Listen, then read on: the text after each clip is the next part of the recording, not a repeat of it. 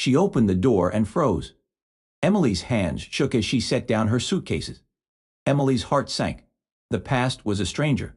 The present was indifferent. And she had nowhere to stand. Emily arrived in Chicago late on an October evening in 2022. The rain softened the city sounds, blurring the edges of passing cars and muffling the footsteps of pedestrians. Streetlights reflected in the puddles along the sidewalks, stretching long, distorted shadows that seemed to follow her as she carried her two heavy suitcases. The neighborhood looked familiar in shape but strange in mood. The brick facades glistened under the wet light, and the trees lining the street shivered under the cold wind. She stopped in front of the house she had once shared with Mark, her husband, taking a moment to steady herself before reaching for the keys. The metal felt cold in her hand, heavier than she remembered, and the familiar click of the lock sounded different, hollow in the quiet of the rainy street. Inside, everything was both known and alien at the same time. The furniture had been moved. Corners she remembered vividly were empty or rearranged, and the photographs that once lined the walls were gone. The kitchen, where she had spent so many hours cooking and laughing, was stripped of its familiar chaos, every surface cleared, leaving an unsettling sterility. Emily felt a tightening in her chest, a mixture of fear and hope, as if stepping not into a home, but into someone else's carefully constructed world. She walked slowly through the doorway, dragging her suitcases behind her, and the sound of wheels against hardwood echoed softly, merging with the faint hum of the refrigerator. Each step revealed details she had not anticipated. The subtle shift of sunlight through the high windows, the faint scent of detergent lingering in the air, the way shadows stretched across the floor differently than she remembered. She paused in the center of the living room, breathing in the quiet, noticing how the rooms felt larger without her presence, the emptiness amplifying memories of laughter, arguments, and quiet evenings. Every familiar object, every empty space seemed to ask questions she had no answers to. She set down her suitcases and took a hesitant step toward the kitchen, heart pounding, sensing that this visit would not simply return her to the past, but confront her with the truth of what had been lost and what could never be recovered. The air inside the house was cool and still, carrying both the residue of the life she had left and the beginnings of a reality she had yet to face. Outside, the rain continued to fall, a soft rhythm against the windows, echoing the rhythm of her own pulse, reminding her that she had crossed a threshold she could not undo. Mark was not immediately visible when Emily entered the house. The faint sound of running water from the kitchen and the steady, almost rhythmic tapping of a knife against the cutting board were the only indicators of his presence. She paused at the threshold of the living room, suitcases still at her feet, straining to take in the quiet precision of his movements. He chopped vegetables with deliberate care, each slice clean and exact, the cadence measured, almost meditative. The steam rising from the pot on the stove curled lazily in the air, mingling with the soft scent of herbs, a domestic aroma stripped of any warmth or intimacy. Emily watched him, noting the subtle gestures she had once taken for granted. The way he wiped his hands on a towel folded just so, the faint tilt of his head as he adjusted the angle of the cutting board, the occasional glance toward the fridge as if planning his next step. Every small, habitual motion seemed to speak of an inner clarity she had never fully recognized, a self-containment that made the house feel both familiar and alien. Her expectations, outbursts of anger, tears, desperate questions, the intensity of passion, dissolved in the face of his calm. He did not acknowledge her presence with urgency, did not demand explanations, did not betray the slightest trace of emotional wound. He was methodical, composed, a man entirely absorbed in the act of cooking, yet somehow aware of the room around him without altering his rhythm. Emily felt a weight in the space between them, a pressure that was not physical but psychological, more unsettling than any display of rage or grief could have been.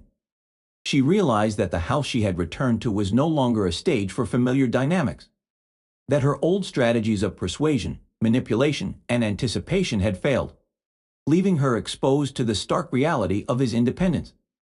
The neutral, disciplined order of his actions, the quiet efficiency with which he moved through the kitchen, created a chasm that no words could bridge. She understood, with a sharp pang, that stepping back into this space did not mean stepping back into their shared past, and that the illusions she had carried with her were insufficient to reclaim what had been lost. Mark had anticipated this moment long before Emily returned, preparing a systematic approach to the division of their shared belongings. On the dining table, a laptop displayed spreadsheets meticulously organized, each row and column representing objects that had once symbolized their shared history. Furniture was cataloged by room and ownership, books sorted by genre and personal attachment, kitchen appliances and utensils itemized with precision. Each entry included notes, sometimes minimal, sometimes detailed, reflecting his careful consideration and the countless hours he had spent thinking through the logistics. Emily moved through the room slowly, observing him at work, noting the calm deliberation with which he handled each item. He lifted a chair, placed it into the correct column, returned to the laptop, and typed the decision with the same steady focus he had once brought to his work.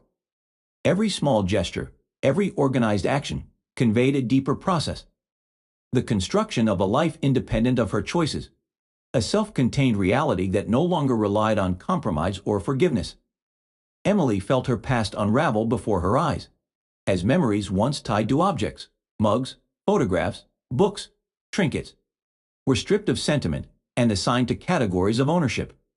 She picked up a book from a shelf they had shared, turning it over in her hands, suddenly aware that even the simplest objects had been transformed into symbols of detachment and clarity.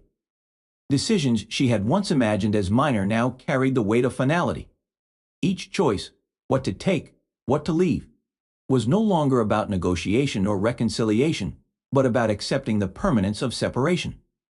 The house itself seemed to reflect this process. Rooms emptied of familiar clutter, surfaces cleared, the air crisped with order, each corner catalogued, each shelf accounted for. Emily felt the emotional distance growing with each movement, the quiet assertion of autonomy more piercing than confrontation or anger could ever have been.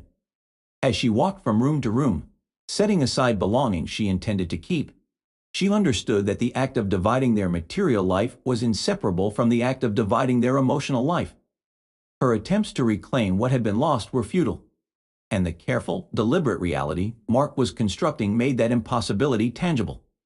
By the time the spreadsheets were complete, by the time the rooms were partially emptied, Emily realized she was no longer in a house that could hold her illusions. Every item placed, every column filled, every decision executed with methodical calm was a reminder that the life they had built together was ending in a way that required acknowledgement and acceptance. The quiet efficiency of Mark's actions created a framework around her disorientation, a structure that was impossible to contest, a tangible representation of the emotional and physical separation that now defined their existence. She felt the finality of it with every step, every movement of her hands over belongings she had once claimed as personal, understanding that this process was as much about reclaiming her own agency as it was about dividing shared history. Emily moved through the quiet rooms of the house, each step forcing her to confront truths she had long avoided. The illusion she had clung to of passion, of novelty, of excitement that she believed she had been missing, revealed themselves with ruthless clarity. What had seemed thrilling and unpredictable in her absence now appeared as fleeting and hollow, a temporary mask over the deeper dissatisfaction she had felt but refused to name. She watched, silently, as Mark's new life unfolded around her, visible in the subtle details of his routines and surroundings. Shelves were lined with books she had never seen before, titles on philosophy, cycling, and culinary techniques that spoke to a mind engaged and deliberate, seeking growth rather than escape. In the living room, a corner had been dedicated to a bicycle mounted for indoor training, a symbol of both discipline and renewal. Mark moved through the house with purpose, his gestures calm and self-contained, a man fully inhabiting a life he had rebuilt from the ground up. Friends' photos and casual reminders of social connections hinted at relationships cultivated independently of her presence, at bonds formed through choice rather than obligation. Emily realized that he had found stability, fulfillment, and identity in ways she had never supported or encouraged while they were together. Her own search for something beyond the confines of their marriage had left her with only disorientation, a sense of loss, and the recognition that the life she thought she wanted was illusory. The passion she had pursued so fervently outside the marriage, she now saw, had been a fragile substitute for connection, a distraction from her fear of stillness and accountability. In contrast, Mark's deliberate reconstruction of his existence illuminated the depth of what she had abandoned, the solidity of what she had taken for granted. Emily felt the weight of years spent together, the moments of intimacy, care, and shared experience, and understood that while those years had been meaningful, they could not be retrieved or revived. The house no longer reflected their shared past, but instead mirrored the divergence of their paths. One built carefully, intentionally, and independently, the other disoriented, haunted by choices and the stark reality of absence. Each room, each object, each small detail became a mirror of her own failed attempts to create a life beyond what had been present yet taken for granted. As she moved through the space, the recognition settled fully in her mind. The past could not be undone. The illusions she had pursued offered no comfort, and the life she had tried to reclaim was irretrievably gone. In this realization, Emily felt both grief and an uneasy clarity, the understanding that closure and self-awareness were intertwined, and that any hope of restoring what had been was replaced by the necessity of facing the truth of what remained. Emily's move became a ritual of endings. Each box packed a tangible acknowledgement of the life she had once inhabited but could no longer claim. She wrapped fragile items carefully, noting the memories they carried, photographs, small souvenirs, books with dog-eared pages, but with each placement into cardboard containers. Their significance shifted, no longer extensions of her daily existence but relics of a past that belonged to someone else. Mark moved through the house with steady efficiency, leaving rooms in measured order, surfaces cleared, spaces emptied, the structure of the home reflecting a calm independence that contrasted sharply with her unsettled energy. As she lifted objects, arranged them, and carried them to the truck, she felt the weight of years, some heavy with unspoken words, some light with laughter remembered, compressed into a moment of stark awareness. There was bitterness in the recognition of what she had failed to appreciate, the stability, attention, and quiet care she had once dismissed as mundane or constraining. Yet alongside that bitterness, a subtle relief emerged, a quiet liberation in the understanding that her future was no longer defined by another's choices, that she could shape her own space, routines, and life without negotiation or compromise. The house itself seemed to mirror this transformation, walls stripped of familiar markers, furniture arranged for function rather than intimacy, rooms echoing with the silence of finality. Emily moved through it deliberately, cataloging her possessions, leaving nothing behind that she did not intend to claim, and in the emptiness, she sensed a clarity she had not known before.